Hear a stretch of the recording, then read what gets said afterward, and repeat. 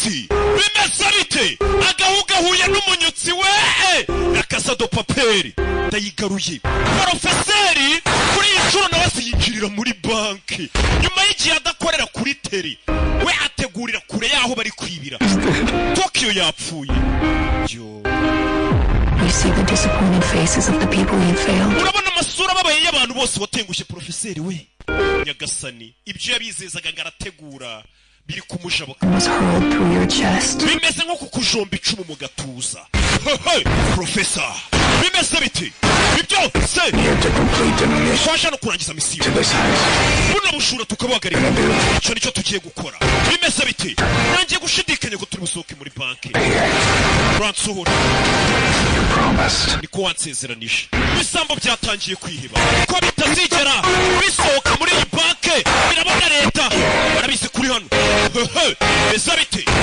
bwa bushura bwambaye bw'isi byose bwigeze buba pipi nyakwicwa n'uburo hunted umuhigo kuki filime yiswe umuhigo rero dutangira mu gihugu cyitwa Tangier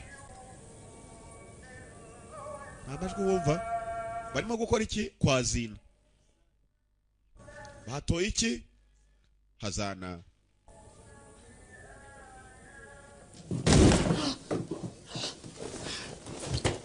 kumbe ibi nabyo birimo biricundeba ku nzugi ahubwo se biricundeba ku nzugi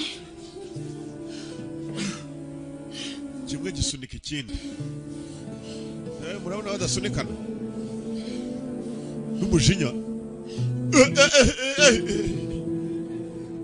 kumbe nyine ngo kimwe kirimo kiraterura ikindi kikagisimbiza byicundeba baje turi mu gihugu cya Tangier turabarangije ibyo urumva noneho filime nuko itangiye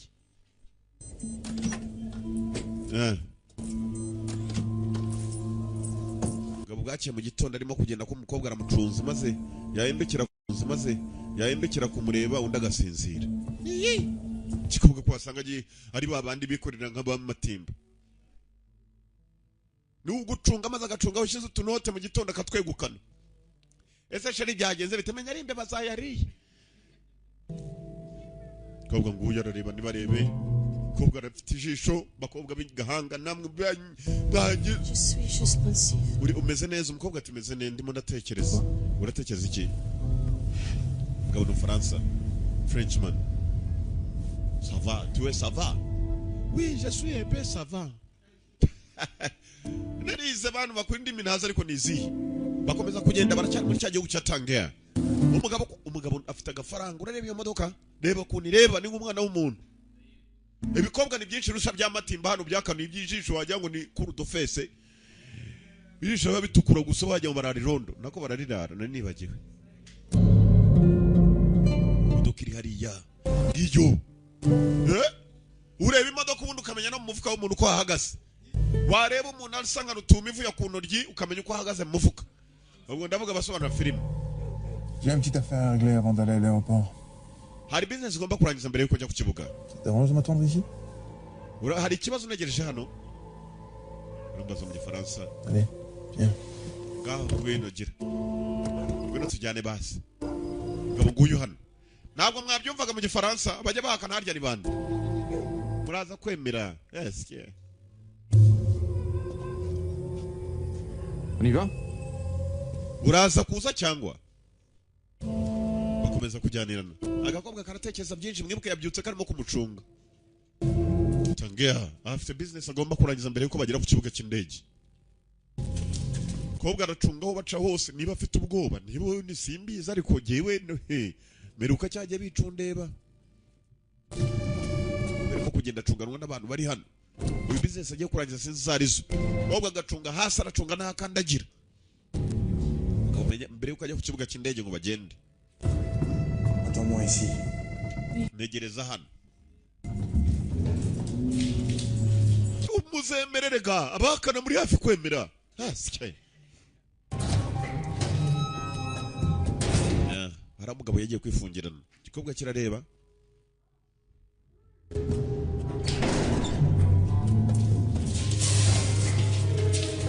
Hashize ngaho umugabo arongera avayo.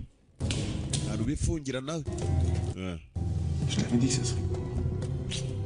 Nakubwiye ko nari butindeyo. Ugagenda neza. Ibya hano bigenda uko byishaki wajya ubona urubata ruri inyuma yawe. Ntabwo ari byose ariko ndavuga ibya hariya za Matimba. Birakicwa n'uburoro gusa. N'iby'ikarembure n'igahanga. Aha. Kumbe barimo kuvayo hari sniper. Tuze ndi. Niba taruya mu kireno umukobwa. Mwibuke muri Bone. Supremacy. Shiramo. Takati.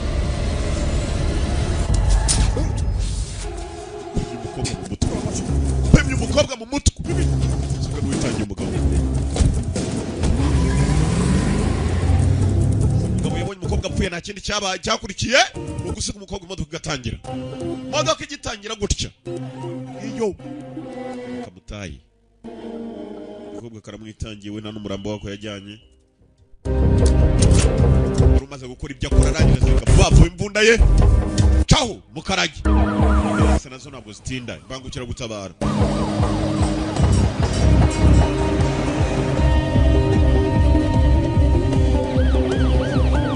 Umugabo yagiye arimo kurira bangugira gutabara zicyagera gutya. Wa mukobwa haryamye. Bari vuba ubutandaro bwabo.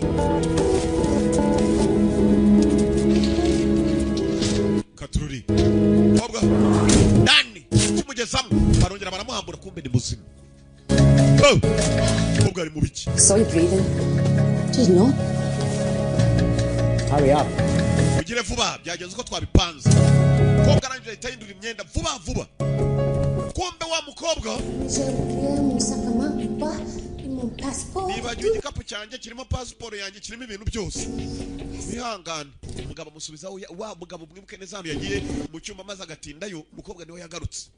Ngo yibagiwe igikapu cye kirimo passport ibintu byose. Kumbe uko bakaje. Uyu munsi iragereje banyiciye umugore. Kumbe amaraso yamugoye ku mudomo agiye kumva yumva harimo urwunyunyu. Numunyu mwinshi yariye iyi ni sauce tomate tu. Yakwicunga urufunguzo kumbe yagendanye hamwe mu cyashumba yagiye akifungira nayo. Subira inyuma vuba umukobwa yamwibye. Mwagiye mwitondera abakobwa b'iyi minsi ko turi abantu. Kumbe dore n'icyarashu umukobwa bose bari muri deal umwe umugabo yagiye ifungirana mu cyumba ngo ndaje ntabwo ninda. Kumbe igikobwa cyamwibye urufunguzo. Urakose dore ni iki ngiki nari niba. Ash! Yewe, koga. Ho, hunted. Filime yiskuwa hizwe. Cyangwa se umuhigo. Uguza kwa boss. Cyagiye boss agisohoka igikobwa nibwo cyamukokoye. Ndetse mindani kumbe umuntu bari bafungiranye mu. You're in pain but you have to move quickly and do exactly what I say, you understand? Yes. Urakora ibyo ngubwira kugira ngo turebe ko twakira. Uranyumva ndati cyane. Going. So we're safe. Agare! Koga! Koga nirwanye kazi. Ho! Come on, Natalia. Who hired you? Do you want to get out of here or not? Urinde ariko wa mukobwa urinde muri ba. Yihute! Boss aragarutse asubira. Koga! Fighter, nirwanye kazi.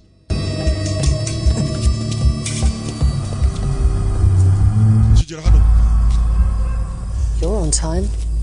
Well, I thought I'd make the effort. Wagire mu gihe. It's a special occasion. Rimwe na rimwe niko bigenda iyo umuntu ari mu kazi kihutirwa.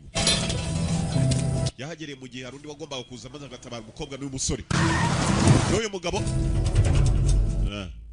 bafite n'undi mugenzi wabo.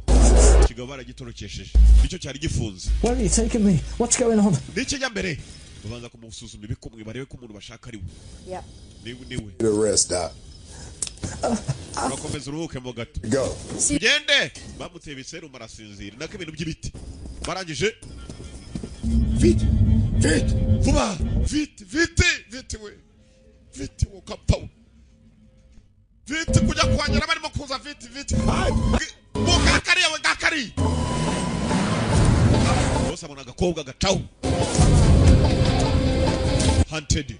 Muhigo niyo turora.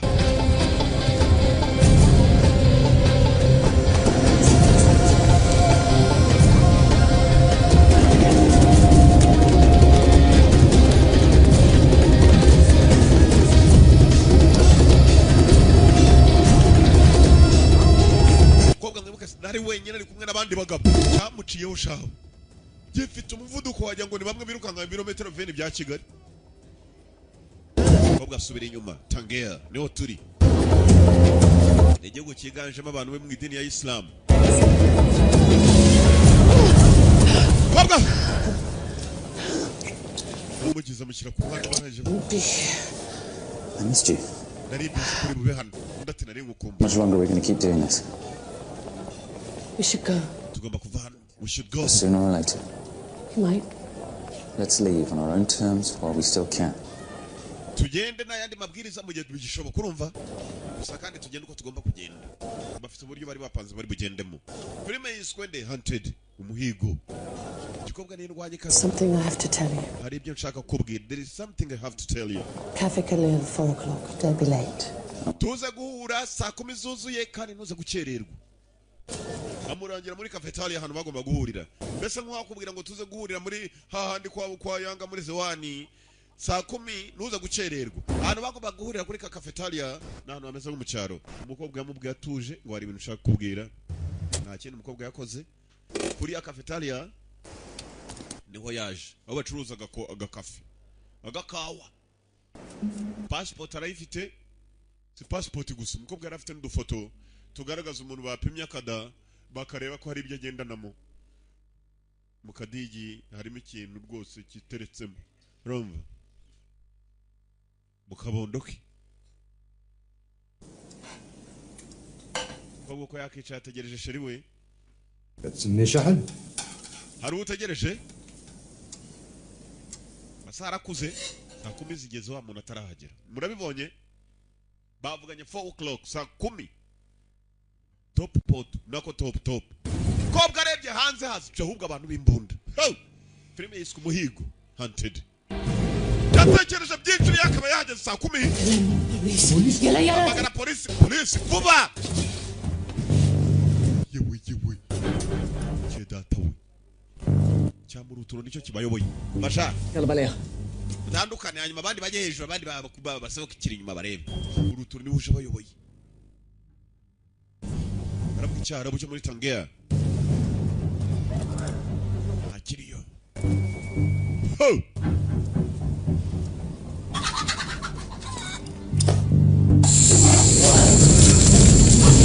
yawe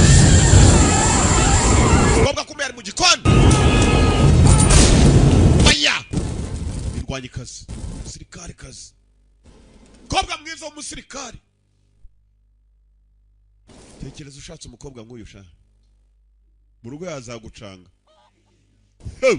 barahiga bahiga filime yiswe umuhigo aho uhiga hinduka umuhigo Hunted akiri inyuma arareba twebwe narebye twe kono urucucu hano rurimo kuza amenya ko nanyiri igitucu yaraje birimo gupfa we birimo gupfa ibi bintu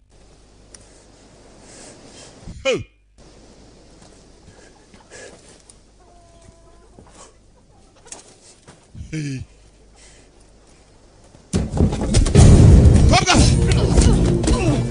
kwandikazi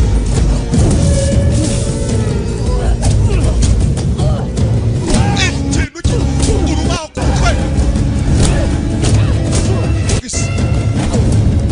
ibibaho ubu yewe birimo gupfa ugarara sirikare birimo gupfa twafashe ka telefone k'umugabo maze amwibaho n'amafaranga akobwa yirukanka asubira mu nzu ati ibyo vuba byabingushe ngiye kugenda polisi Ayúdame, por favor. murava koza kuza kumfasha arebye hasi kumba basaba polisi nta polisi wambere izi nkweto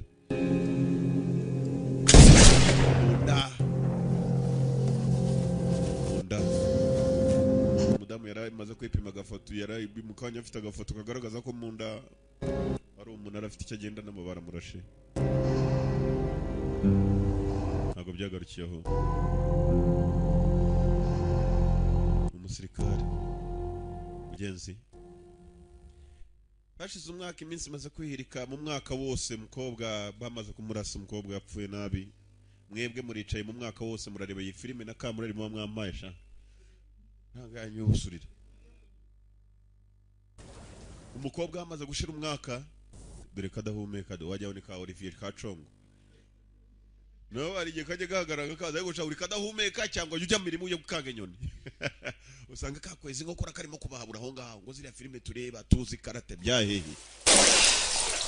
nakumaze guhita tuko hakuno ari umuntu watendaga muri douche wa mukobwa sinzi ukuntu yaje kurokoka aracyari muzima 1 year later twabonye hashize umwaka mukobwa nago bigarukiraho ahubwo hari ahantu hagaragaza ko bamushinguye bashinguye utari we ni muzima ahora muri siporo sinzi katurore tangiye amenya yaravuyeyo ana handi hantu kure cyane kora siporo kurira imisozi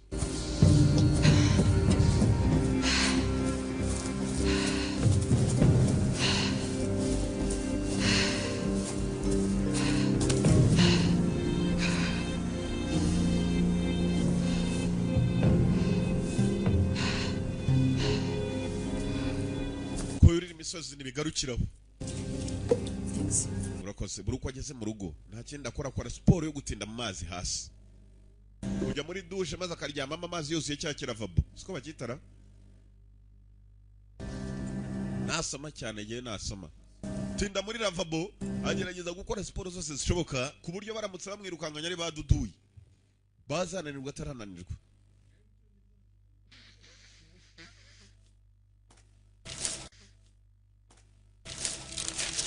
nyamakuru amanywa nijoro arabisoma yo gucunga neza hari ikinyamakuru cyasohotse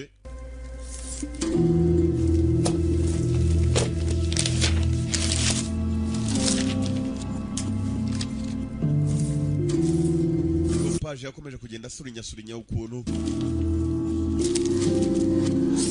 ma page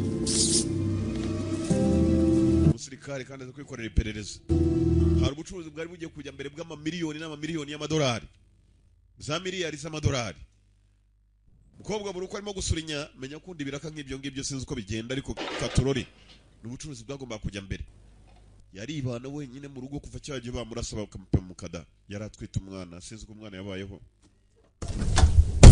aheka ahenshi ubu hari igihe abantu babarasa iyo bakurashe mu nduka rokoka ikibini mu gatuza no mu rutwe nako mu mutwe subwo musetsi iki niba ari amenyo manini mbonye niba ari uguseka kandi byinshi yibuka kombe ntabwo bigarukiraho mu nzu y'uyu mukobwa harimo ibifoto byinshi by'abantu aba bakoranye nawe abagabo bakoranaga n'umukobwa sabo ngabo gusaba boss babo abo yagiye agambanira ubwabo harimo na wa mugabo wa mbere wibaje abanje kugambanira abahanganye nabo bose abahanganye nawe umukobwa akomeje kubigaho afite icyumba cy'umwihariko agenda maze agacengeramo kiri muri parafo hejuru icyo yicara maze akiga kuri buri muntu yarongeye maze yiga kuri wa muntu yari yabwiye ngo bahure saa 10 ntiyahagera ngo baza bamurasa Cafe Calais 4 o'clock, don't be late. ayurongera arabyibuka amubwira ngo uze kuhagera saa 10 uze gucererwa saa 10 yari atarahagera nibwo baje kumurasa yamenye ko mubo bakorana nabo ubwabo iriya quelqu'un ubyekera ikindi hari umuntu cyangwa umuntu kazi w'umugambanyi tu ko bitekerezaho byamuriye mu mutima tekereza ninde mugambanira ninde wamugambaniye yaba ari yanshutiye cyangwa bamwe bambere bakoranye bamwe bari muri ambulance mbangukira gutabara umutima mutindamo ko yakicaye mugenzi ntaho kwizera uhari hashize umwaka wose narasubira mu kazi ahora yihishe ukwisha ko aragira amaze akigunga kibuka byinshi yatangiye gufotoramo ari kumwe n'akana k'agakobwa agafotoramo n'abakiri mutoya hano hantu hari iwabo nta muntu wigeze hamenya nukuvuga hatuye wenyine nta n'umuntu ubizi aribuka byinshi ntabwo ari ukubyakabaye abo bakorana ngo bamugambanire aribuka umunsi ava muri urwo rugo bagenda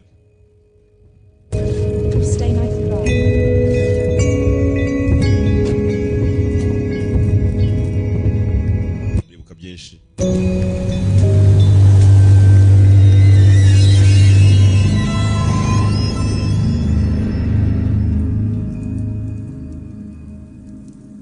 Ukabyibuka akanatekereza iyo aza kuba adafite hano hantu ashobora kwihisha.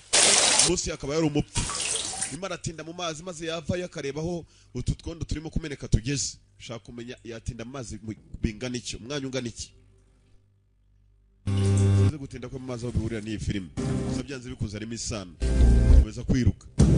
Uvuga ngo uzamwirukankana igihe azaba yarakimenyereje. Dudu yari igihe ajya kumufata maze akaba ari unanirwa mbere yuko Dudu yananirwa. Nako Dudu yakananirwa mbere yuko yananirwa. Yesu arayurira. Ko bwabo bameze nk'abagabo kazi. Wamubaza impfundika aho yavuye akakubeshya ko abo bose bakinaga imipira sekura akayimuraga.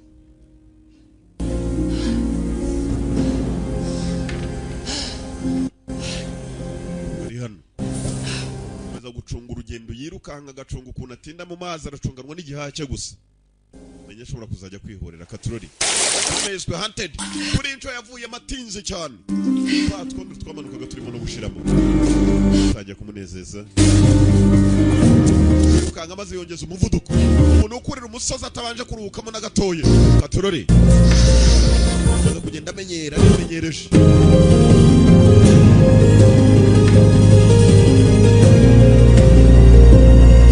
Yebuka iyi filime ya series yiswe Hunted cyangwa se umuhigo niyo turora.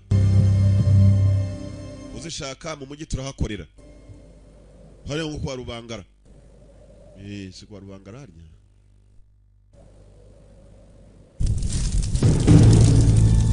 Ko bwarangije ibyo yakoraga maze no kwe iperereza yakoraga ryose asa naho arishoje. Hari icyo ashaka. Yavuye komine maze yerekera umujyi. Za komine zanyu za kera.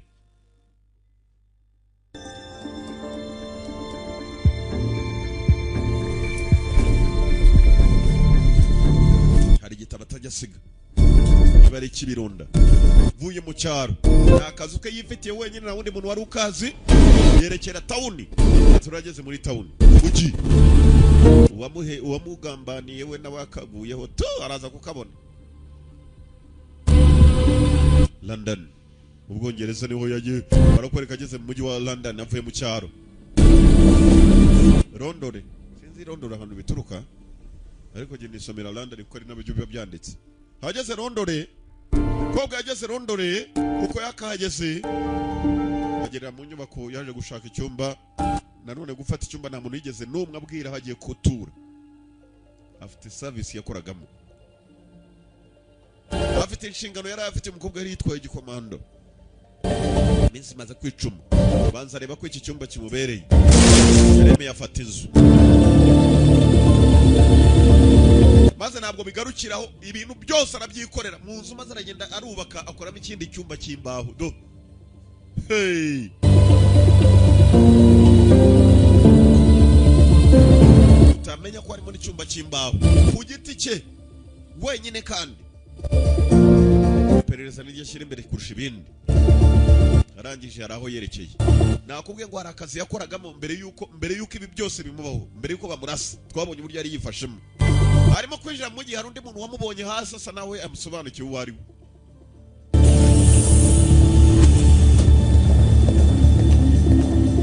Umukobwa yakoraga muri MI6.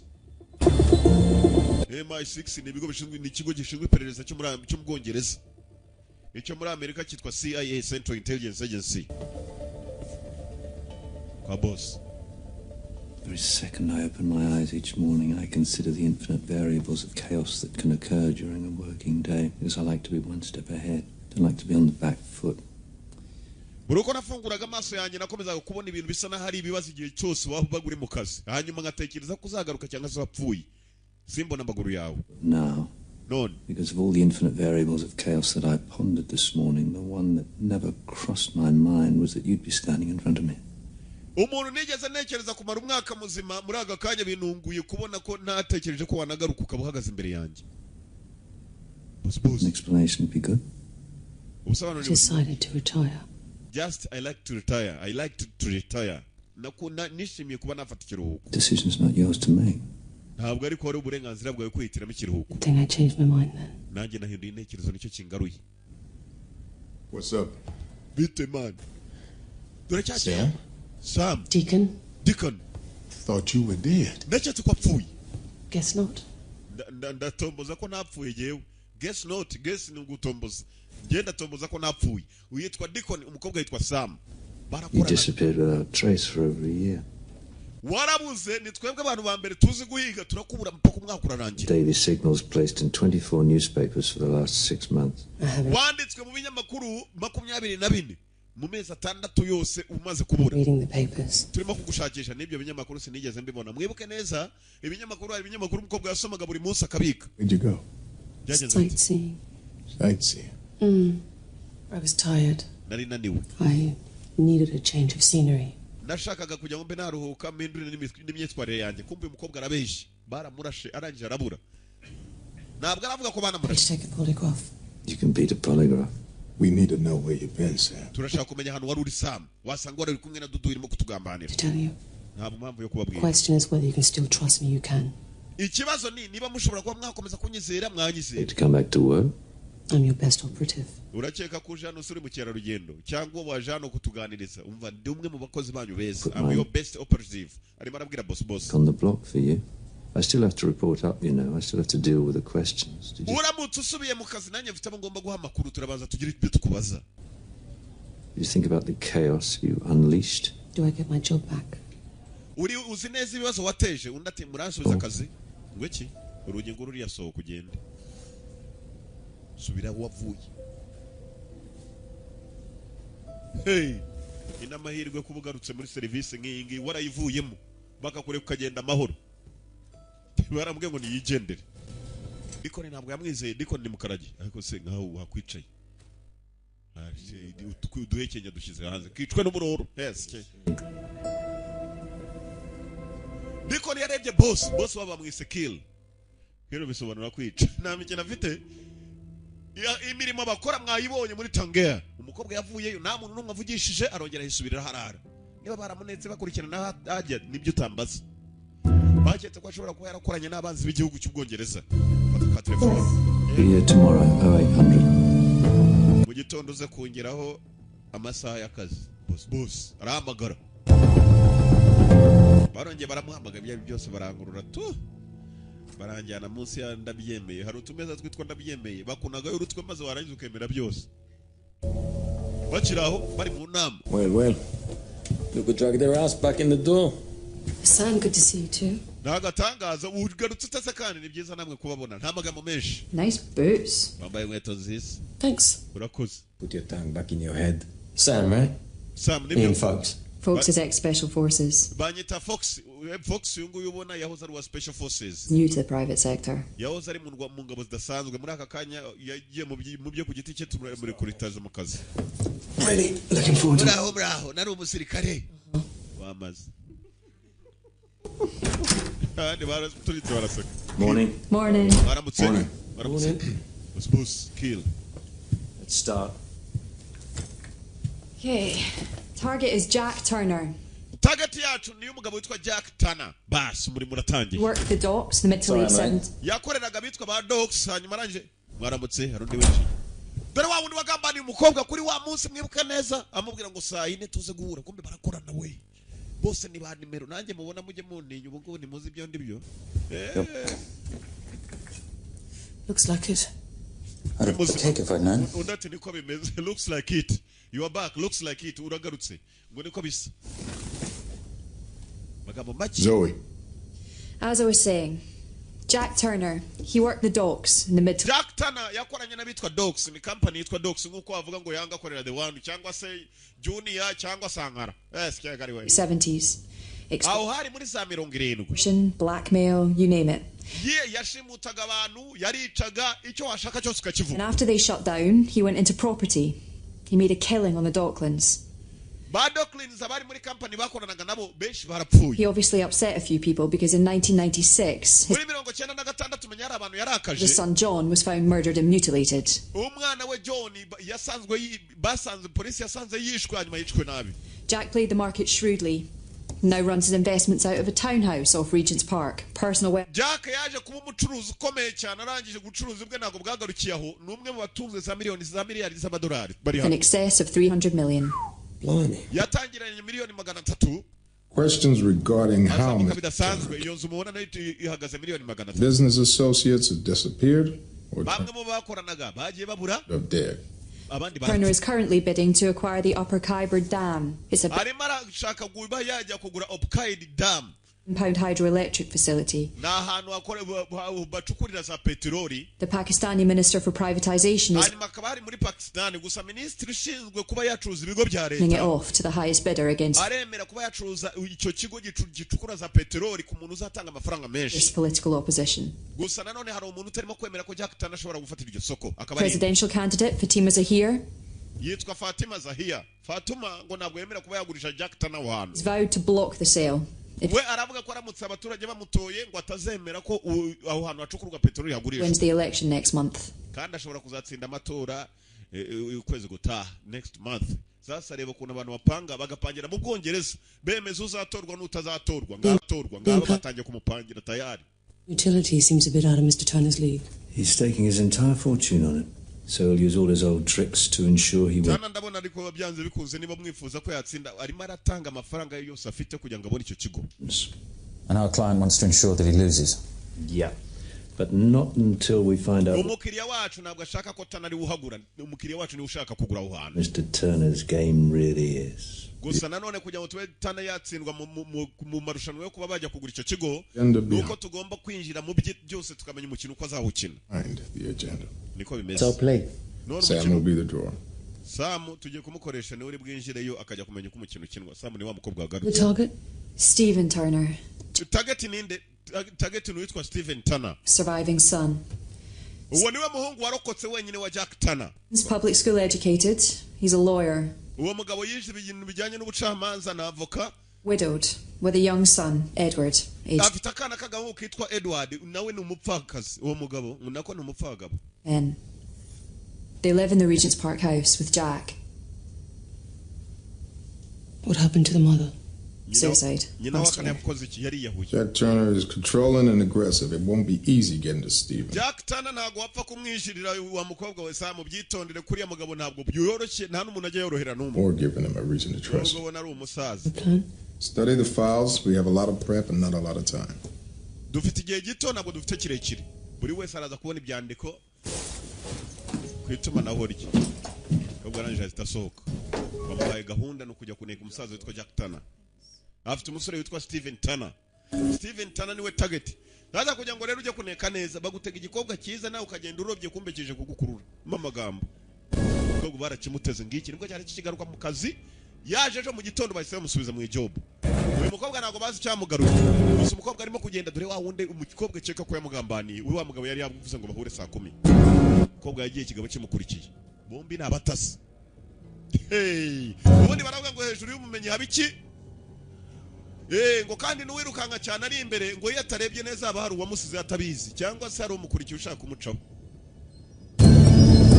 Wagambaniye umukobwa ubu nawe ari mu byago to niba ari uyu mugabo umukurikiye nibyo nazi yabonye igikobwa kigenda cyihuta nawe aragikurikira ageze kuri gari ya moshi yafunze kigihagazemo amushenzi we singucishe cyari cyamubonye. Filime yiswe Hunted umuhigo. Yes yegari we berega mu busurira ariko ni cyamtumye mvuka jewe nukubanezeza sa amafaranga ndabizi ntayo mugira bajye kugira w'ikigabo kiri muzo. What do you expect? I'm a spy. Watekerezaga iki ndi umunetsi? What did you expect? I'm a spy. Oh. Watekereje ko ndi buyoberwe wawe ndi umunetsi? Birimira. Filime yiswe Hunted. Hano ni heza. You've seen it, you can go now. Wahabonye ngaho genda. You'd come back, Sam. You couldn't stay away, even if it meant they tried killing you again. How did you Sam, icyakugaruye no kujya ngo uvumbure umuntu washatse kukwica agerageze kukwica nanone. know anyone did? Sam, that cafe was a bloodbath. Is that what you... Wamenye utese ko bashatse kunyica. Umva ya cafe twagomba guhuriramo it was a bloodbath. Na ahantu wagira ngo bakarabiye amaraso. You'll kill? Keel doesn't know. Or at least I didn't tell him. Niba atari we ni Kill ntago yagiyiza kuri ibyo bintu. Kill ni boss wabo. Mwihangane gato barimo barihutisha amagambo kandi hano niho ruzingiye. I knew you'd come back, Sam. You couldn't stay away, even if it meant they tried killing you again. How did you know anyone did? Sam, that cafe was a bloodbath. Sam, iyo cafe wagira ngo abantu bakarabiye amaraso. It was a bloodbath. Did you tell Keel? Keel doesn't know. Or at least I didn't tell him. Why not? I figured if you didn't report in, you must have your reasons. Naje kumenya ko utapfuye agomba kuba ari impamvu zitatumye ugaruka mu kazi. Gusa namenye ko utapfuye. No, I wasn't dead. Wamenye ute ko napfuye? Ikigabo gitangira kumuganirira. Baramurashije abo. Wetagera. Koko.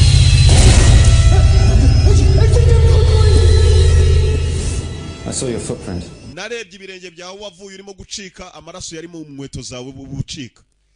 Not a pulse in the place. Sam, what happened? Sam You set up. naragambaniwe. Amajije ko byagenze umukobwa ati there was a setup.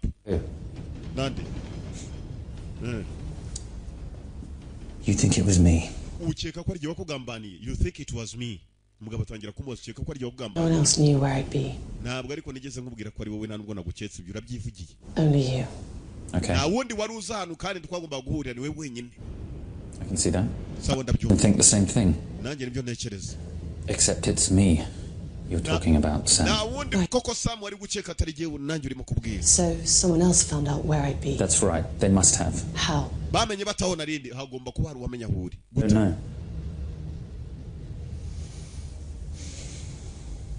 Not a pulse in the place. The bartender was alive when I left. Ubwo nacikaga bartender ari muzima wa musaza wakoraga muri ako kanuzi. Muri ako kabari. Yatangira kwibuka arimo kuhagera kuri uwo munsi. Oh, he was most definitely dead. Magera uwo bartender nawe nasanze yapfuye. Someone was sent to clean up. Bivuga ngo hari uwoherejwe kugira ngo atunganye ibyari bihari byose. Someone was sent to clean up. Sort of thing you're good at. Kugira ngo Okay. werekane ko atari wanyishe mazuza nyuma. Since you've got it all worked out, let's say, yes, I did order a hit on you. Wenda katuvuge ko ari giye wategetse itegeko ryo kugira ngo baze bakwice. I couldn't go the normal route of it's not working out between us. We both want different things. It's not you, it's me. No, let's go for assassination instead. None wereka two gushaka guca hirya no hino tujye kuri assassination ubwicanyi tunagomba kugukorera.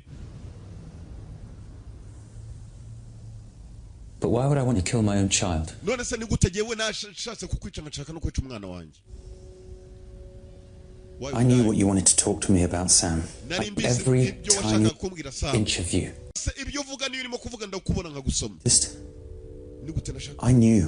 Nari mbizi icyo wenda kukumbwira muri ako kabari. Cafeteria. Nari mbizi ko Did you? yamweretse akada mugenzi bapimye mu rusasu. Ruhitana umutwe w'umwana usibye ko nyina ntacyo yabaye. Answer your question. Ibyo birasubiza ibibazo byawe wenda gakumbaza by'umwana.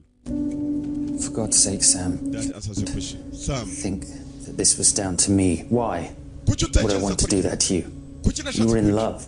Twari mu rukundo. Wow. Yego. Twarakundanaga. Bakora imirimo imwe kandi barakundanye umukobwa atangiye gukeka. Nta numwe wizera uyu abantu bakorera iya mirimo. Aha, nanjye mujye mumbaza. Ubu mwagize ngo hari numwe nkunda muri mwe nako nezera. Murakapfa gusa. I mean, you had to. Sooner or later. But ask yourself this. Why won't you trust me? Ibaze kuki utanyizera. Is it because you don't love me anymore? Kuko utakinkunda na rimwe. Because you don't love me anymore. Is it because you're afraid you still do? Cyangwa ufite ubwoba bwo kukinkunda. Oh, you are afraid because you still do. Ngo yarangije arasohoka. Ko yamenye urugo rw'iki gikobwa akagisanga kikamusanga no mu nzu. Niho ugiye ngubwira ni ba nimero nimukadukinisha. Uzi ko mwese namenye mu murari none nganababwira je. Sekiki urasekiki. Hano ufite amenyo maremare araseka bana nyagasani. Uraza kwiruma. Kumba umukobwa ntabwo bigarukiraho ugarukira muri saro. Hano hari akantu kameze nk'akabato ndebere. Nta muntu wizera uyundi araramo ndani do agenda asutamye akinjiraho arara. Filmira. Oh. Hunted. Umuhigo. Barahiga mister. Hano ni nawe hari office do. Hakurya yashize imbaho arangije maze aragenda arakotera neza.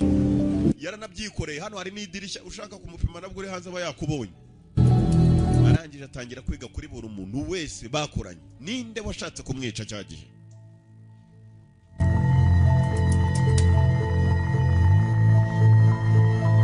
Tangira kubigaho bose abo bakoranye. Tangira gutekereza umuntu ushobora kuba yaraketse ko yahemukiye. Widusakuriza. You have one new message. ufite ubutumwa bumwe gusa aka telefone yasize yatangiye kwiga ku bamuhamagaye arebe ko byibuze hari uwavuze ijambo ufite n'ibikurura amajwi y'abagenzi be bose ku matelefone papi ntabwo arimo kumenya ninde washatse kugambana natekereje byinshi kwiki gugiki mwamuhaye ikintu abakobwa ntibarimo hano mwamuhaye ibintu by'iguniro mukagira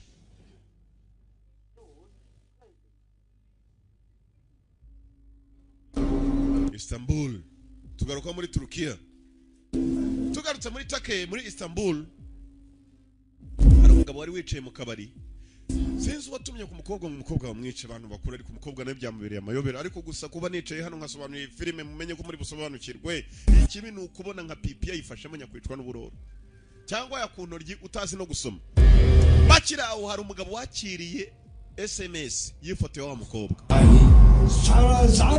yari umukobwa muto afite nk'imyaka za 30 wakiriye SMS y'umukobwa yatangiye kwibuka uwo munsi yajeje kurangiza umukobwa maze nawe wishingira ukabari SMS arayibonye sinzi uyimuhaye umukobwa aribaza ninde wamwishatse kumwica ikigabo twe tukibonyeho kirimo gufotoramo uwo munsi umukobwa hava nacyo kishe uwo musaza filime iraha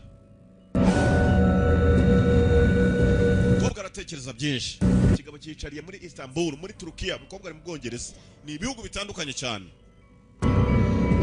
kuva hano muri Afurika kujya muri Turukiya ibarirwa mu Burayi ariko ni igihugu nacyo cy'Abarabu kuntu nicyo gihugu gihuza Afurika n'Uburayi Turkey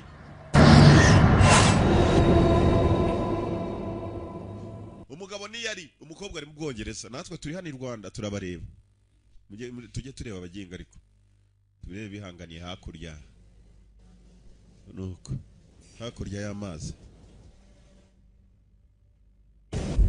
umukobwa yakomeje gutekereza n'ubujya mbere y'amayobera ibyacu bidatinze bukeye bwaho mwibuka hari umugabo witwa Jack Tanner niwe wari target y'uyu mukobwa gusa ntabwo ashaka Jack Tanner arashaka Steven Tanner umuhungu wa Jack Tanner kugira ngo agere kuri se sarashaje umukobwa uko agenda buhoro buhoro yerekeraga hakuno hari akana karinzwe dore ba bodyguard inyuma dore harimo na wa mugabo Steven Tanner ari inyuma y'akana kumba kakana niko kuzukuruka wa mugabo w'umukire cyane bashaka kujya kuneka dore se wakana dore n'umurinzi inyuma wa yabo abana b'abakire baba barinzwe shabo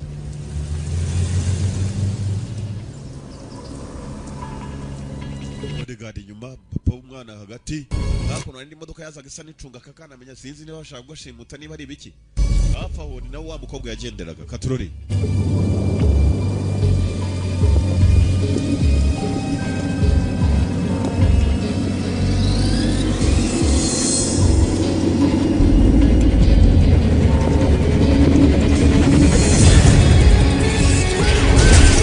kandi imodoka zaragonganye zazikegera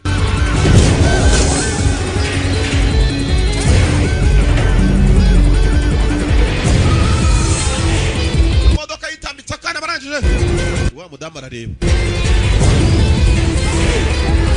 barushimusi kana kumukire wa mudamu umurije ikigabo mu maso bisenda kirekura umwana ryasubiye mu modoka kiriruka saba yakana kabakire Eddie kana kitwa Eddie bodyguard yirukanga ikimodoka nawe kiramucika Eddie umeze neza umbe byose ni bipangano babipanze nguriya mukobwa wa mujombe yo ajye mu bakire dore wabo bakire dore amazu we dore inzu mwuka mwe mujye mureka bwa bundi bw'inyamirambo umuntu aryama maze ibirenge bigasohoka munsi y'urugi bikajya hanze umuntu nuko ibirenge rero nkayakuza hari n'igihimbwa ziza zikabihitana dore inzu wo kapfa rugo You all right? umeze sawa Okay. umeze okay You're okay. umeze okay Please. arangura akagabo kimenya kurwana sogokuru ni umukire cyane ariko uyu musaza ngo kubona amafaranga ye ubwicanyi yakoze subwina hafi Eddie? Yeah, Eddie? yeah. Of course you are. Of course you are, mate. You go with Mrs. S. She'll give you some ice cream. genda uriya mu mama guhe ice cream bafite umukozi mu rugo umukecuru Right, n'ubita right, bose that'll sort it. Good boy. ibindi turaza What happened, kubyitana Dad? It was byagenze biti papa bari banshimutiye umwana umwuzukuru wanjye ukapfa we umusaza akunda umwuzukuru kurusha igihungu cye. It was so quick, it was professional. Umwana wa umwuzukuru wanjye bamuhitanye nawe bakaguhitana bataguhitana naguhitana jewe ugarabwira se umwana kandi se umwana ni umuhungu. Look like? I don't know, he was Middle Eastern. Uwamushimuse asagate ntago mbise papa. I don't know, it was quick. Gusa byari byihuse. That is Alex Kent, she said. Yitwa Alex umukobwa. Got the ID? Ufite indangamuntu.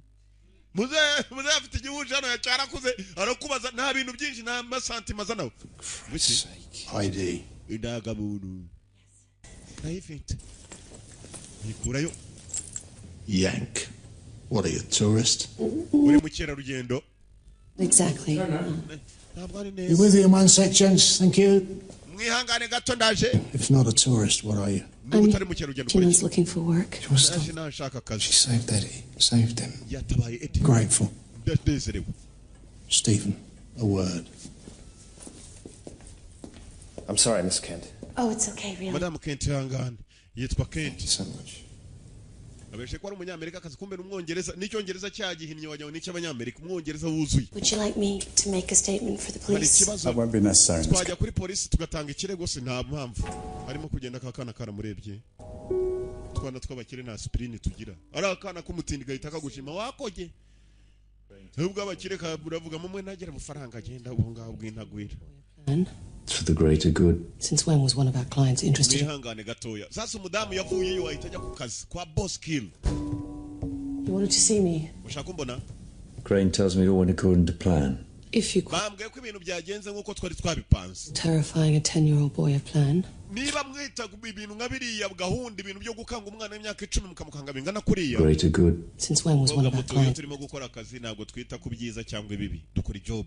And I took you on. Nagushyize mu kazi. Despite the fact that you lied to me. Warambeshye umbeshya ngo ko wari warafashe akaruhuko gusa nakugaruye icyo nshaka nuko ukora akazi. And you're still lying to me. Kandi na n'ubu uracyambeshye. All I have to say. I brought you to this company. Navuga iki? I gave you a career. And I'm not waguhaye akazi nijya kwinjira muri company. Expressing your gratitude. Why did you want to see me, Mr. Keel? Nyakuba Keel niki cyatumye umamagara? Bit of a coincidence, don't you think, springing a leak just as you come back? Are you accusing me? I don't make accusations till I have the evidence to back them urabona up. taragatangaza kuba napfa kukuzana nkakuzana uri umuhanga mbizi neza ko ushobora no kuzakora ikindi kibi unashinja boss ntabwo nyashinja mpaka mbonye ibimenyetso simusiga maze kuvumbura ko uri umuhanga gusa sinzi biri inyuma y'ibyo ngibyo. Suit Sam Hunter.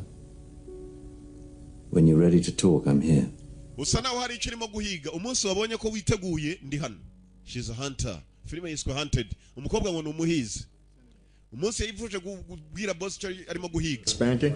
Keel never leaves marks. He just don't like secrets. Boss akubwiye iki? Boss nta muntu numwe ajya yizera. Of course they is. Boss yitwa Kill no kwica. Filime ra. Umukobwa ngo umuhizi. Murumva mwabahigi mwe ntago ari mwese ariko ndavuga hamwe bimatimba. Umukobwa no umuhigi. The Norwegian firm that would manage the dam. No surprise then. Abagabo niba babonye nabanya Norway Norvege mu gifaransa Norway barimo barakora na boss. I said. Uko nakubwiye. Hello. Oh, hi, Alex. It's Stephen here. Stephen. Bita Alex ni Stephen. It's your little boy. Umwana meza ate mutoya. Tayari kigabo tangiye kukineka ntabwo kibizi cyo cyarobye to. Yeah, he's fine. He's okay. Umwana meze neza. Yeah, he's still a bit shocked actually. Lots happened to him recently. Usibye ko akikanga ibintu byambayeho ejo umwana yarwaye toroma. Na n'ubwa mbere yarabonye abantu bashimuta abandi kuva yavuka abana b'abakiri ntabwo bajya bamenya ibintu ngibyo bidasobanutse. Ariko kwa kana Kenyamirambo abantu bakatera n'ingumi ngo cyane nanjye turahangana. Babwo aramenyereye bwo ibintu ngibyo. Wondered if I could meet you for a coffee tomorrow. Hari ikibazo ejo duhe. Sure, my schedule's wide open actually. Kugakawa. Nta kibazo nta kazi mfite ejo twabona. The Boathouse, Regent's Park. 3 o'clock. Durire hari hafi ya Dewano kwa Myasiro hariya muri Yenyo. Ntacyo. Game on. Gahunda irabonetse. Mudamu tayari akazi gashobora gutangira. Icyo ashaka no kwinjira mu rugo rwabo wa Steven. Uwashaka cyane ni wa musaza wa Steven. Mr. Turner? Steven, please. Obite. It's Steven Turner. Uyu yitwa Steven Turner. Papa yitwa Jack Turner. I hope you don't mind, but I saw that Eddie. Agahungu kabo kakuzukuru kamuze kitwa Eddie Turner. Thank you. Mwana arimuguriye akamodoka kakandi ke nabonye ejo bagakandagira. He was asking after you this morning. He wanted to Mungu know. wanjye yakumbaje iki gitondo. So sweet. Mbega byiza. Agahungu keza. Hey, tea, please. Nzanira icyayi. Ntabwo ngabyeri kumbe kandi ubu iyo cyicaye cyonyine mu rugo abakomando nk'aba ngaba. Byera yisuka yo kajya ngo ni ingunguru barimo gusukamo. Until I grew up there. Right. Nakuriye muri Amerika. Who do you know in London? No one really Hari uwo mubana se? wanted to make a new start. Oya ndashaka gukora ubuzima bushyashya. Taking a few unexpected turns. Yeah. Eh, I'm sorry. yangana. You're sorry? I know about your car crash last December.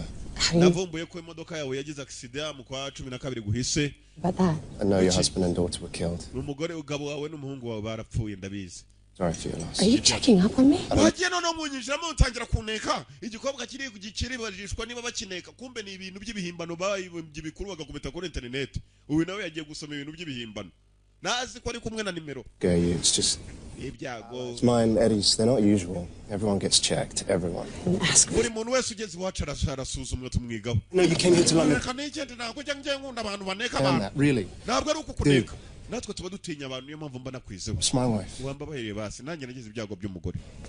Yeah, I didn't lose her. Urumva umupfakazi nanjye ndi umupfagabo iyo bivanze ibyo bibiri bivamo iki? Bivamo itotoro. Umwe yakwishumbusha undi. Start again. Wakwihangana tugatangira nawe. What you did was so completely selfless. Ibintu wakoze ejo waritanze mu by'ukuri. I just Narakwizeye umuntu want to utakwizeye. help you. Nanjye ndumva nshaka kugufasha niba ushaka akazi koko. Help me? Kumfasha. Gute? Arashaka akazi. So he wants you to move in. Aragira ngo ujye iwabo. When? Yabisabye. No, at once. His son missed 6 months of school and needs tutoring. Yambwiye ngo umwana w'amezi 6 amaze igihe atajya ku ishuri kuva nyina yapfa. Mungu baragira ngo ngende mbe namwita umwana yankunze. Third grade teacher who loves ngo mite njyayo none aha ngaha iwabo baneguriye n'icyumba kirahari. Nta bintu byinshi barara muri etage wagira ngo ni Serena Hotel. The bedroom. Bajya muri rugo kwa Yanga. house. My movements will be restricted. Ndamutse ngeze muri urwo rugo gusa uko nambuka kose baraza kunkurikirana. And you can watch them. You can see and hear everything that goes on in that house. Nawe bagucunga nawe bacunga. Uko bagucunga uko utambuka nawe ucunga byose ibyo bakora muri urwo rugo. Si byose? Hayden will be point. So he will provide intel and run surveillance with folks. Turaza kumushakira ibishobora kuba byadukurira amashusho byose. Why no wires? Why not? A Chinese agent posing as an investor wore a body was found floating in the Thames. Hari umushinwa washatse kugira ngo abe yakora business uko nawe yazagurira damu handi bacukura amavuta. Gusa mu byumweru bibiri gusa basanze akarambo ke gahari. Bivuga ngo tana n'umwicanyi mu rwego rwo hejuru arakuvumbura ugahita upfa. Iyo witambitse muri business cyangwa urimo kwitambika mu buzima bwe. Jack Turner wa musaza nta mikino afite. Igikobwa muri ukuntu yakibaza ngo ufite indangamuntu. Hakujya kure. Muzehe abasaza nk'aba ari seriye. Bajya ni impanga zinji. Ari utugabo rwose ubona ukavuga uti biniki. Ni bikuri niko bateye. Ni bene wabo wasikari mwuka apfa mwazakuze. Basanga bitariheba kandi ngo turacyara abana. Filimi ra. Umukobwa arimo aratekereza byinshi. Menya nawe akiri muto yarahuye n'ibibazo. Yigeze gusanga nyina yishwe. Nyina yiciwe ku muhanda. Abishe nyina baramushimusa. Arimo arabyibuka. Byamubayeho nawe. Kumubaho winje muri business abandi atangiye kuneka abantu. Hey. My friend is umukobwa akora muri MI6. Ibiro bishinzwe ubutasi bw'Ubwongereza. Bamusabye kuza ngo agatangira ijob yo kureberera umwana. Another handler. Good morning to you too. Waramutse nawe. Sorry, but you're stuck with me. We'll get on with it then. Dutch engineer Horst Goebbels. He's arriving tonight from City Airport to meet the... Hari Dutch engineer, hari umugabo w'umudage ni engineer niwe ugomba kwiga ku ahantu bazacukura amavuta ko ari amavuta ahagije. Agiye kwigira uriya mugabo Jack Turner. What do we know about him? He appears to be a bit of a cipher. No photos, just a brief bio online. He specializes in water contamination. Uriya mugabo ikintu cy'ubuhanga yizeho cyane ni ikintu kijyanye n'ibintu babyivanzemo n'amazi. Ashaka kumenya ko ayo mavuta uriya Jack Turner agiye ku uruganda agiye gura rw'amavuta rutarimo n'amazi. This is Turner. That's what we need you to find out. Turashaka kugira ngo bimenye. In conversation, copy any documents that he brings with him. Ufata ibintu byose baganira nubona ibyangombwa byose ubifotore nta kindi dushaka. To look tough with a 10-year-old on my arm. Ibiraza kunkomera ako nakazi kankomereye kuba ngiye kwita ku mwana w'imyaka 10 hanyuma kandi ndangiza ntangire kuneka sekuru. Crane figured that. uze gushaka uburyo twamuhaye twa kamera twuzuzwa mu nzu hose. Keel says there's a mole on the team. Kiri yambwiye ngo ariko hari byinshi mu ikipe. Who? Inde. He doesn't know. Ibiki ntabwo abizi. Gusa nawe asa n'uwo yavumbuye ko ari umuntu wangambaniye. That he's just trying to rattle you because you can't bear not knowing where you've been. Irimo kwibaza aho wahoze Sam. Because if you're the mole, you'll run. Iyo ibintu bimaze ko gukomerana umuntu aracika akiruka. Nimbona munkomereye namwe zabacika. Kwa muri Amsterdam. Amsterdam niho turi. Gaat het? Ja, goed. Kumbe dore wa musaza w'umudage. Uyu musaza ni engineer. Niwe ugomba gupimira wa mugabo Jack Turner. Ucya gisaza ufite indangamuntu. Niwe ugomba kugipimira ko amavuta bagiye kukigurisha nta kibazo kirimo. Ik zou vroeg terug zijn. Ndagaruka kare. Tijd ben ik voor Stuttgart. Nawe urahita werekera ku kibuga cy'indege narasezerana na madame. Sawa urakoze. Umugabo yagomba kuva muri Amsterdam yerekera mu Bwongereza London. Bakira umudamu yarasohotse, umugabo nawe ari tayari kuba yakwerekera ibintu bijyanye no gusuzuma yagiye kure aba yibereye mu nganda dore nahani mu ruganda rucukura ibyo hasi yo ngiyo. Ibintu byose biva hasi birakatsindwa. Ni benshi babigwamo shaho. Za essence mujya mwumva abantu bose bapfa kubera ibihugu barimo by'ama essence. Ibintu bijyanye na twazahabu na twadiyama abantu barapfa ubukungu buba mu butaka burakatsindwa. Wajya n'umwaka. Ja, kan ik u misschien helpen? Gufashe. Ja.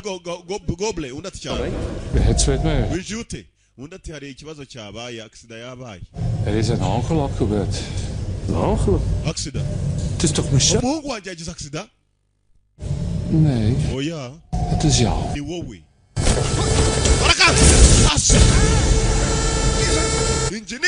Engineer wagomba kujya gupimira Jack Turner arimo aricirwa muri Amsterdam kivanayo rushinge. Tega ijisho sarimo tega nkwice kare bica mu jisho nani.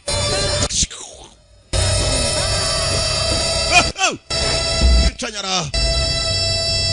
Igishinge mu jisho.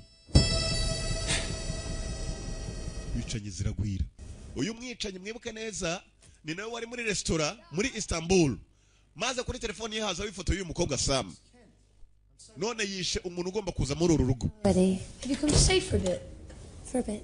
Bite. Your room's on the second floor. It's just across from Eddie's. Mr. Sidwell will show you up. Perfect. Uyu mudamu araza kukwereka inyubako uko iteye, ugiye hejuru akwereka aho urara nta kibazo. Hasi uyu mudamu hari ikibazo gihari. Ntabwo azi ninde washatse kumwica cyagiye ari muri cya gihugu. Hahandi muri ka cafeteria. Washatse kumwicirayo wishe n'icyo gisaza tubonye arimo kwica undi muntu muri Amsterdam. Ufite indangamuntu. Dore ukuntu areba. Saza reba nk'impaga shaho. Reba nk'ikinyogote dore ukuntu areba umuhungu we ngwino hano. Zavuga yitonze kandi n'amakare arica no kwica nta mikino agira. Dore umujinya. Umujinya uri he? What's the matter with you? Marbles or something? Dad, if she hadn't done what she did. Drop her a Papa uriya muntu ibyo yakoze ejo nagatangaza. The grand, thank you very much. End of story. He asked Wari kumushima uti wakoze cyane muri karangiriraho. her, Dad. He actually asked after her. Yari akeneye akazi igihe yanabariye umwana kuki ntamuha akazi. She's the first person Eddie's shown any interest in since Ndetse ni nawe muntu wa mbere umuhungu wanjye Eddie ashoboye kuba yanyereka Stranger in this house. Umuntu tutazi muri uru rugo. We checked her out. A stranger in this house. Papa ntacyo. It'd be good for Eddie having her here. What do you know about bringing up a kid? Mwana muto uzute mu bijyanye no kurera abana wowe urimo kuvuga uzana abantu nazi. She's you. Papa. I did my best. Uriya ni umuhungu wanjye ngomba kumureka uko mshaka ariko jewe nari kureze neza kurushaho. Well, I'm going to do better. Papa njye nkeka ko nakora kukurusha nawe. I can do better. My firstborn's not going to end up gutted with his dick cut off. Umuhungu wanjye ntabwo nzamwima icyo yifuza niba yakunze umuntu yamukunze. Just get rid of her, Stevie. Stevie, twitondere n'abantu urimo kuzana muri uru rugo. Office ifite mu rugo. Najya ava mu rugo reka da. Abashaka gukora business bamusanga mu rugo. Cyane ko bagiye mu cyamunara. Nawe nibwo afata imodoka akajya mu cyamunara.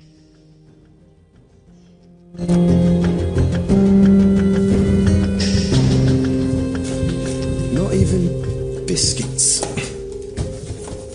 Kumbe hakuno. HT. I hate you, HT. It's got that chalky aftertaste. Makes me gag.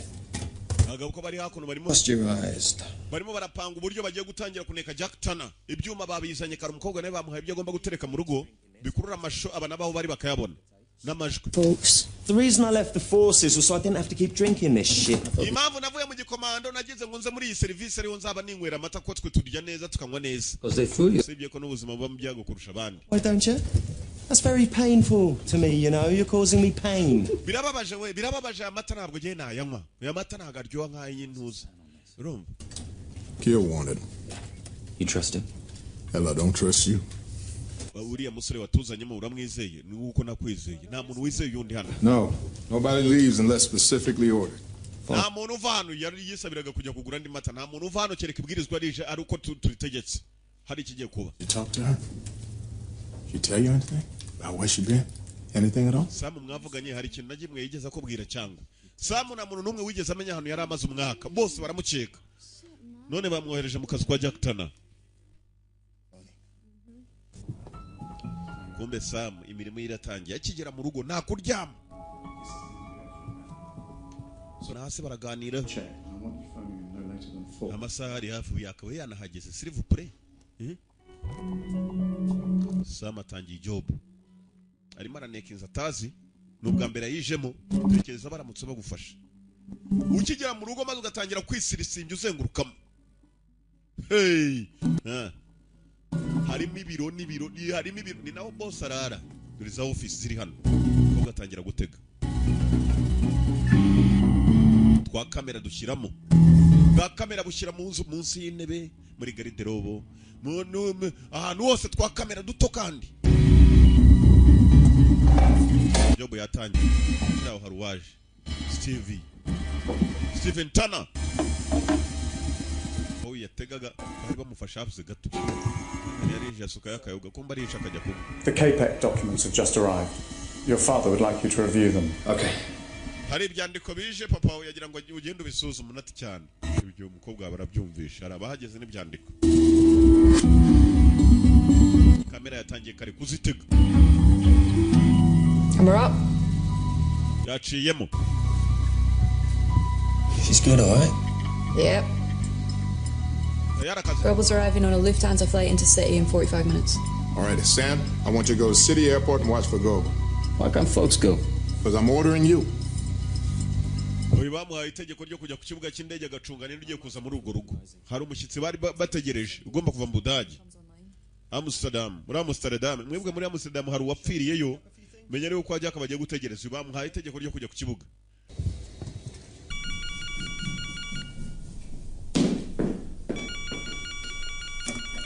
Rugo. Yes. Ega. That's right. Which? Where? Rekasha umubonye. Who is this? Uyu ninde?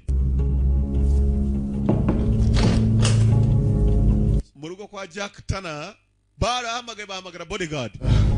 Boss. What is it, Bingham? I have some good news. Mfite amakuru meza. Shit, scramblers are killing the audio. Amajwi ntabwo arimo kuvuga. Something's going on. Hari ikijya mbere boss arasa n'urakaye. Boss bamubwiye ko ari amakuru meza bamufitiye niba ari amakuru nyabaki.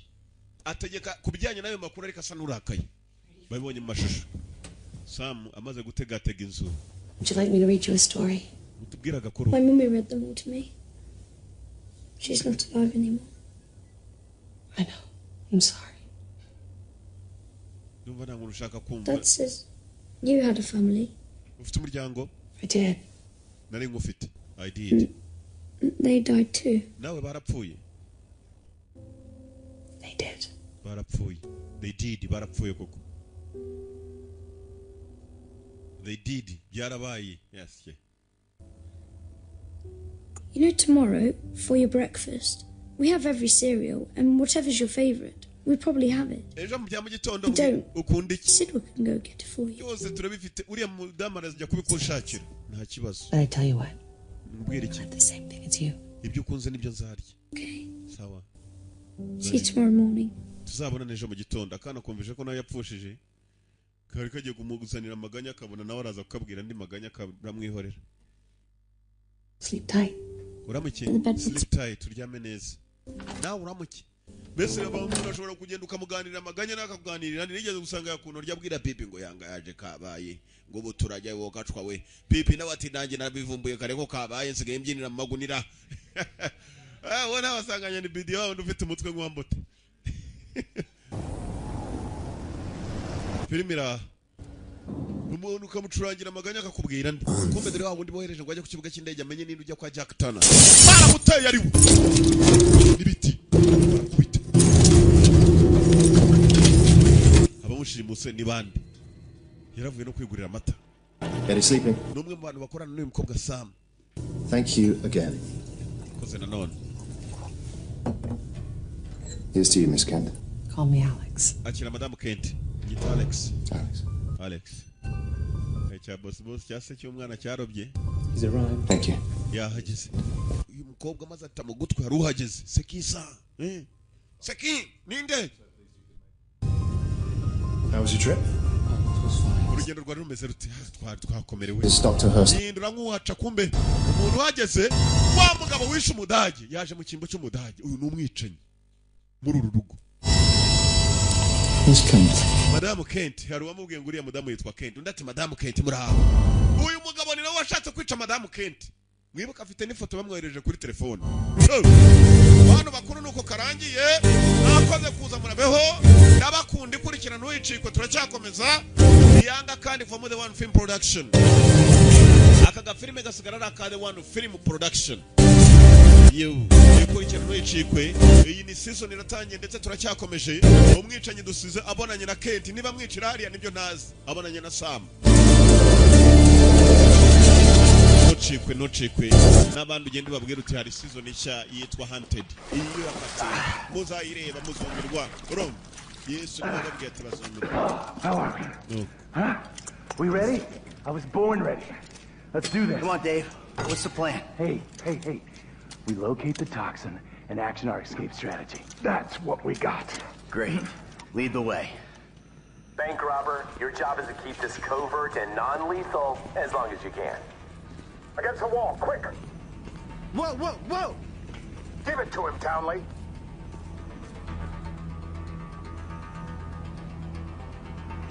Move it! You, don't be a hero. Drop your weapon. Okay, now hit the elevator. So what exactly does a neurotoxin look like? You're on a need-to-know basis, bank robber. Shut it. Elevator's coming down. Someone's on board. Out! Easy now. Please, don't. You got clearance? Grab the card.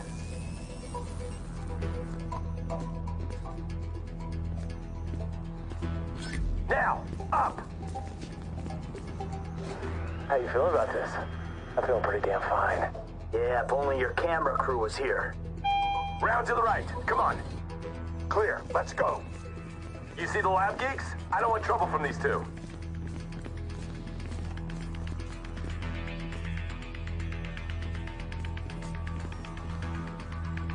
Put him up! Take what you want. I don't care. We gotta keep moving. Along here and to the left. Let's keep moving. Up through here.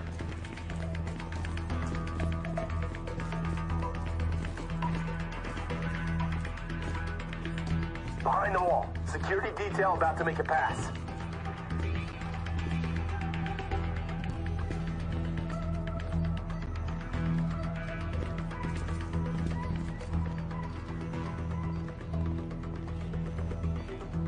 They're on us. Make a judgment call. I dare you. Just a little pinprick. What can a pinprick do? Ask the monkey. Go on. A tiny amount. Clear. We move forward.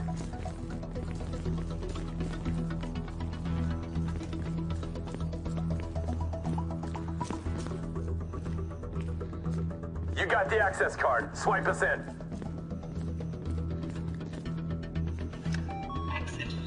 There's a lab rat in with the toxin. Let's do this. Open the door. I'm not coming out. Door can only be triggered internally. Pause it. We got company. I got this.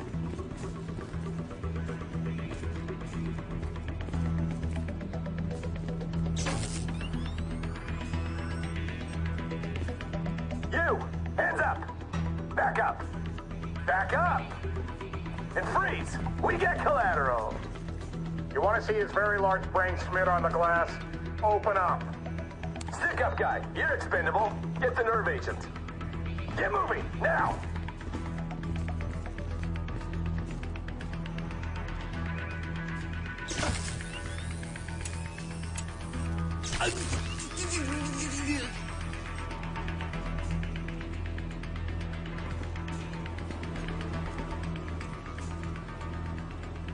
This'll make me the most dangerous man in the country.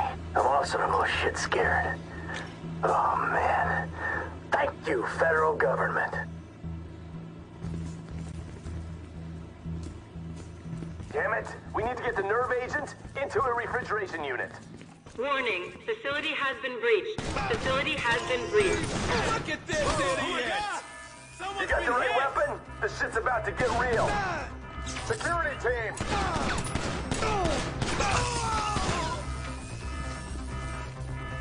Come on, push through! We can't slow down! What the? You fucking idiot! I don't want to be around when Michael takes a bullet in the test tube. Oh no! I think Greg's hit! Let's go, let's go!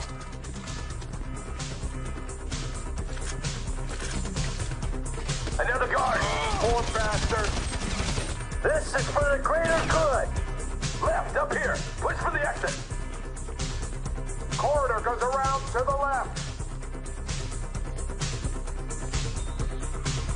I'll kill you! Hey, you work for the wrong branch of the government!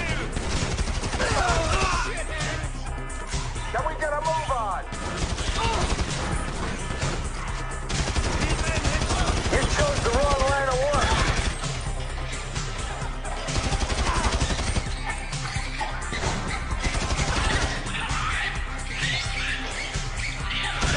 Hey, we gotta go. And we go. Another couple of dogs. Retreat! You hit me in the wrong place and we're all fucked. Come on, let's go. Move to the north. This ain't a rescue mission, Abe. You're on your own. Get back from the door. Final search. Let's get that hot sauce from the fridge. Reinforcements should be arriving. Wouldn't be surprised if they had the whole county on lockdown. Just what I need. I got a nerve fucking agent in my pocket and a battalion of soldiers on my ass. Do it! Let's go!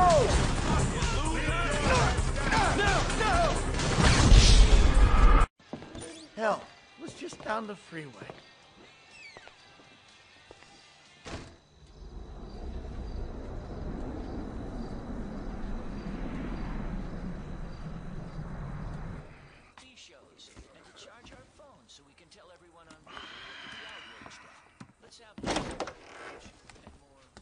Trevor about?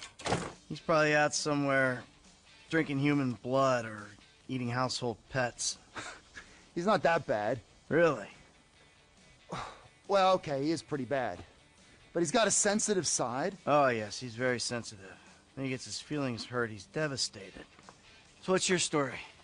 I ain't got a story. I'm an independent thinker. Living out here away from the man. From what I can tell, you're like a high school athlete. Living off old glories. You used to be able to manage heat. And now you're worried if your loafers are getting scuffed. Any more bullshit comes out of your mouth, you're gonna learn all about my past glories firsthand. You understand? Absolutely, sir. That came out wrong, all wrong. Tell Trevor the monthly train is coming through. What monthly train? The monthly train. Where have you two been? Getting some fresh air. Talking of beautiful things. Yes, I hear Stockholm Syndrome is very nice this time of year. Hey, watch your mouth, boy, all right? It's always been a dream of ours. The train of dreams. The hell are you talking about? I'm talking.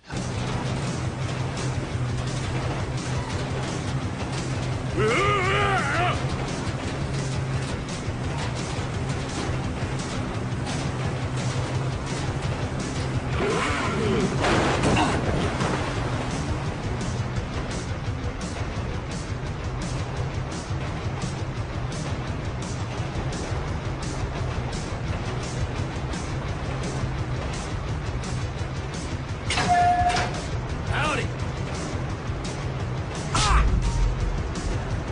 There's a new conductor on this train. You on the water? Sure, just caught a fish. Let me know when you need me. Gut it, eat it, be under that fucking bridge. When we go past Toledo Station, whole of Merryweather's gonna be on to us.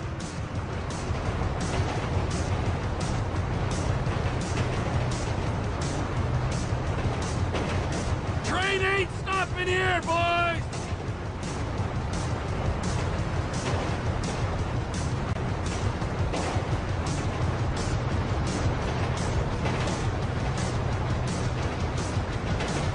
Em, I ain't far out. You under the bridge? Approaching the inlet now.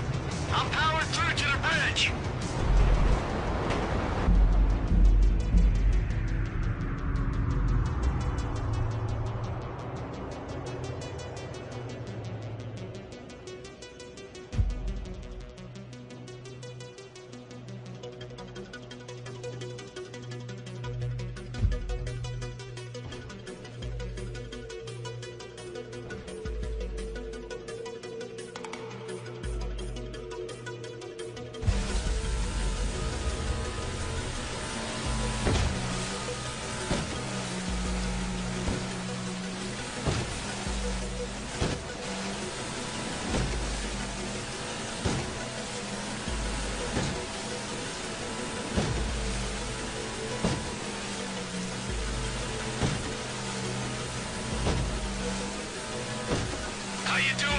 I'm living the life, my friend. This is quite a spot you picked.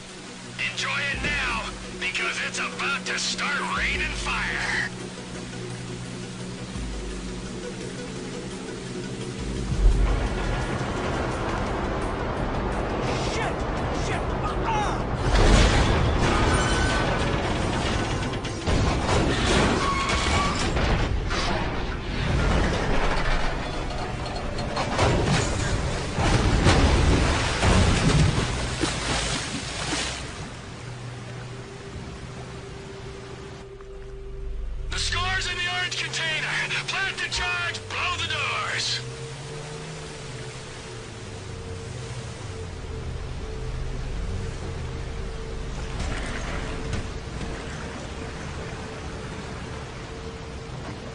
Now, if I was a speed-free cannibal, what would I blow up a train to steal? Don't be smart. Find the loot, or moment of... It's about fucking time! I'll be as quick as I can be. I gotta run a fucking salvage operation in here.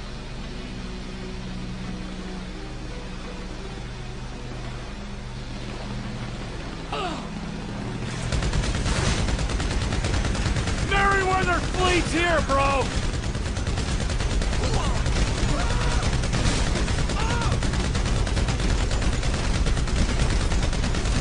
Get the score and get out of there! I ain't struck gold or hard or anything yet! Hold them off!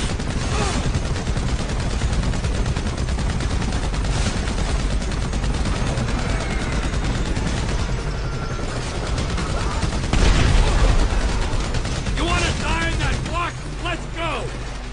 I'll find something when I find something! Hold them off!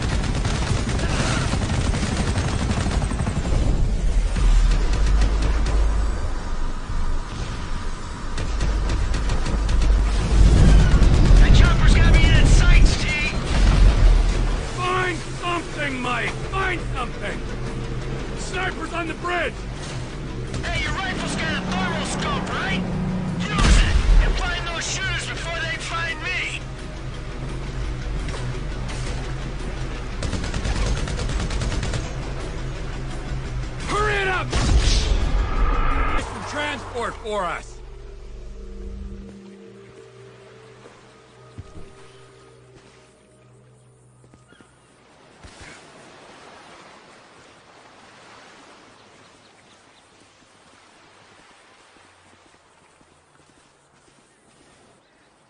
Oh, his and hers, huh? Because of your independent spirit. Hey! Hey, before you go, show me the loot. All right. It's perfect. Perfect for fucking what? For squaring things with that Mexican psycho. We give him this, and you end your relationship with that little lady. Maybe we won't be deadmen in Los Santos. I don't fucking see that Silicon City again. It'll be too soon.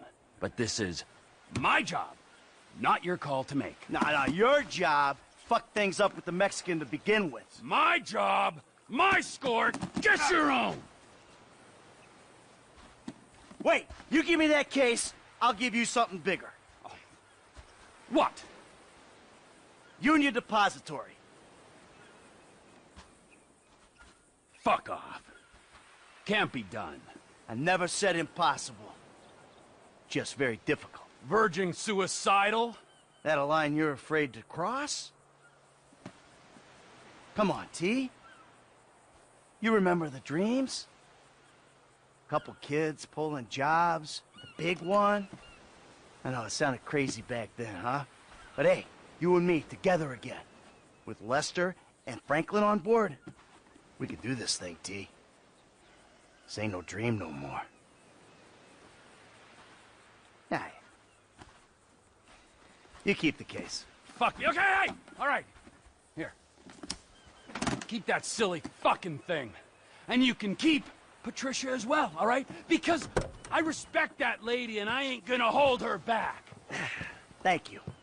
Just remember, I'm gonna be keeping my eye on you every inch of the way, all right? Of course. And if that bastard fucking cheats on her one more time, I don't know what I'm gonna do.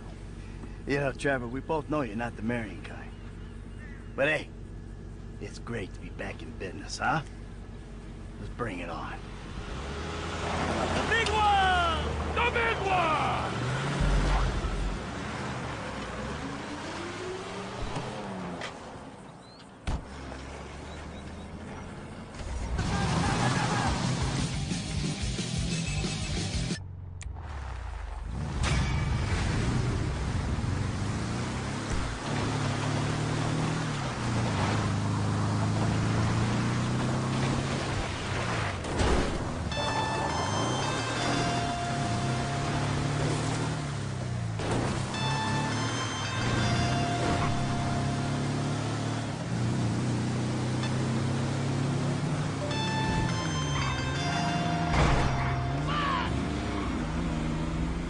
Hello?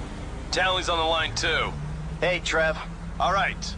I need your whole crew over at Cape Catfish. We're moving on the chemical weapons plant.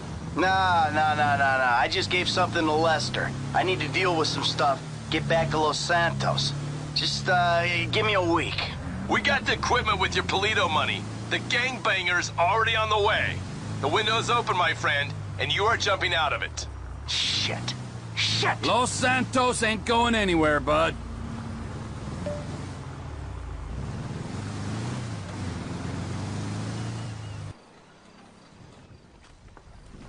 Oh, hey, man. How you doing? Man, I was wondering, have you heard from your family?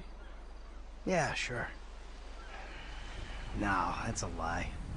Haven't heard a fucking thing. Man, that's fucked up, man. Yeah, well, not gonna matter. We're all gonna be dead in about a half hour anyway. What's going on, ladies? Hello, Trevor. What kept you? Business, Michael, business. All right? I'm the CEO of a big international corporation. It's very time-consuming. Nothing, of course, you'd understand, being a gentleman of leisure. You know, Franklin, if there's one thing that you're gonna learn from being around us... Please, fucking insanity. Then they can't fry you. If you want something done, go to the busy man. This rich fuck is useless. Hold on, man. Can y'all knock that shit off? Oh, look! Boys, your boys, it's the feds. Hey, where's the other 3? What other 3? We told you to bring along 6. This is a 6-man job. No, you didn't. Dave did. No, Dave didn't. You said you'd do it. That is a frickin' lie. I do not get things wrong. All right, great. Then we're out of here. Fuck it. Let's go. You 3 can do it alone. And fuck you. You do your own dirty work. Hey, I do my dirty work every day, keeping the country safe from scum like you. And you're doing a great job, sir. Hey, you want this job done? Then come with us, huh? Come on, Mr. Leisureware, Mr. Depressed Accountant. Let's go save America. Who the fuck are we saving it from this time? This is the real deal. My sources are convinced there's a plot in international affairs, you know, the agency, and they're using this facility to make a serious nerve toxin. Bullshit. Yeah. Which they plan in their mind-blowing insanity to let a major terrorist release on a metropolitan area so they can continue to get funding. Nothing increases funding for fighting terrorism more than successful acts of terrorism. All right, so let me get this straight then. No, there is no getting it straight. That's the point. Now we're doing this. You 2 are on getaway. Fuck off and make it happen. Michael, you're with us. What size flipper you wear?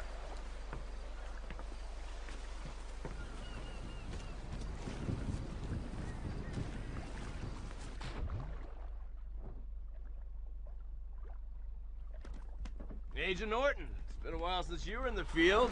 The sight of you in neoprene is something we save for our worst enemies. Shut up, I'll be fine. And you, get in. You're driving. Follow the coast to the south. It's not far.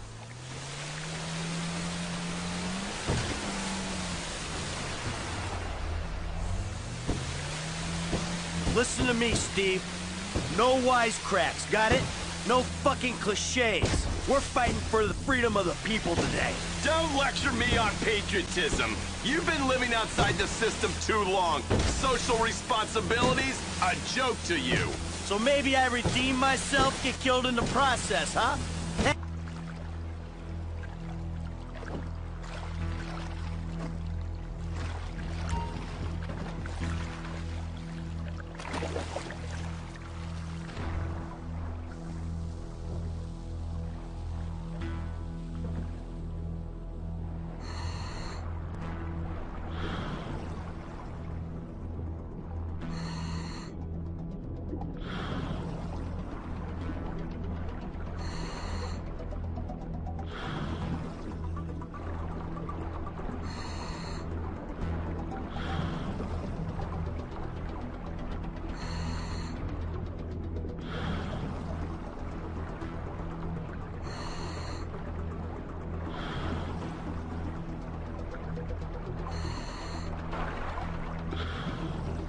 There'll be a grate over the outlet. Townley, you've got the cutter. When we get there, go to work punching through. Roger that.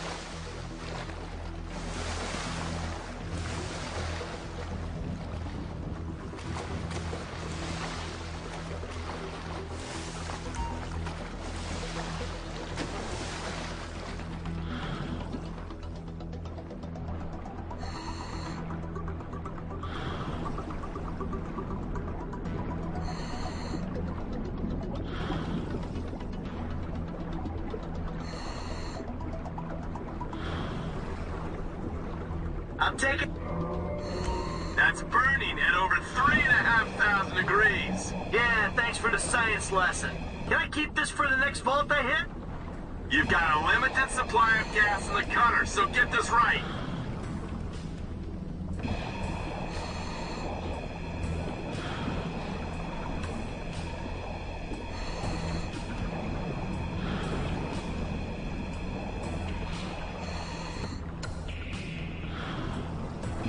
So, you got any more little facts for me from the instruction manual? Thought you'd want some intel on the equipment we sourced using your hard-won funds. Ha! I figured it was all gonna go on a wardrobe full of windbreakers. Oh, and maybe some nipple clamps.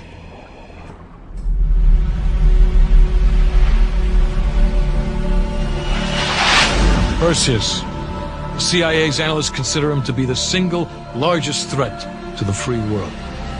You've been given an important task. Protecting our very way of life from a great evil. The United States and its allies slowly consume that which is dear to us. We are hours away from Perseus detonating nuclear bombs in every major European city. We'll do whatever it takes.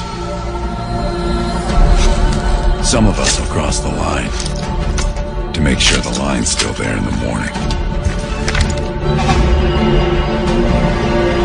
No one's gonna brand us heroes or villains. They don't know us. As for me, I've been chasing this ghost for 13 years.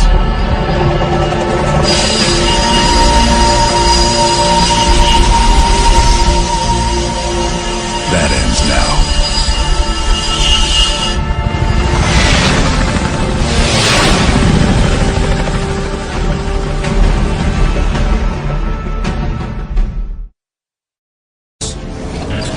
5 days ago, while on a mission, we acquired intel that Perseus is in play again and planning an attack on the West.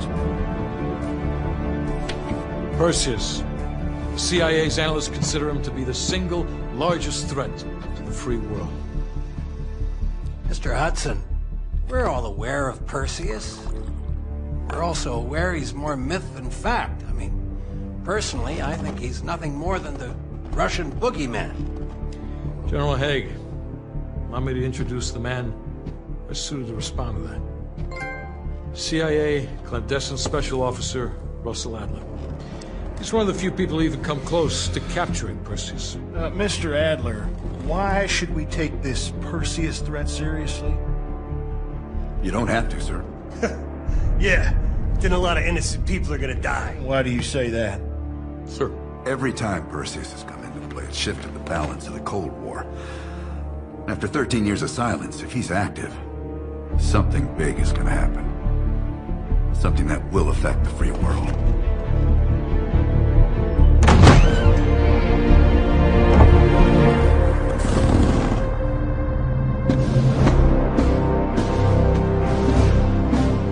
Sir. Mr. President, sir. Mr. President. Mr. President, this is Jason Hudson and Russell Adler. I know their names. Who do you think approved their last mission? Is the threat real? Yes, sir, we believe it is. Can you stop Perseus? We can, sir. I've already submitted the requisition for my team. Sir, their requests are highly irregular. Most likely illegal if the press gets a hold. What the hell are you talking about? You know who we are? Every mission we go on is illegal. Sergeant Woods, plausible deniability is the backbone of our work. Al, we're talking about preventing an attack on the free men and women of the world. Give Mr. Adler whatever he wants. Gentlemen, you've been given an important task. Protecting our very way of life from a great evil. There is no higher duty. There is no higher honor.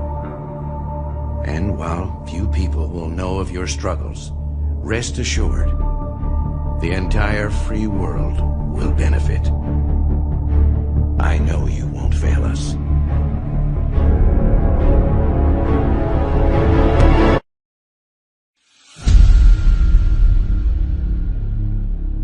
This is Hudson. How long until we have a lead on Perseus? They're about to get started. Adler's in West Berlin. He should be at the safe house soon. Do you trust him? I'm not the one you should be asking, Black. What about his team? It's a strong group. He chased down Sims, Azalea, even pulled some strings to get Helen Park from MI6. We'll get them Mason and Woods soon. I'm not so sure about Park. She and Adler have that business from before. Of course he wants her there. And the new one. Bell? No, don't get me started. That's the one we need to keep our eyes on.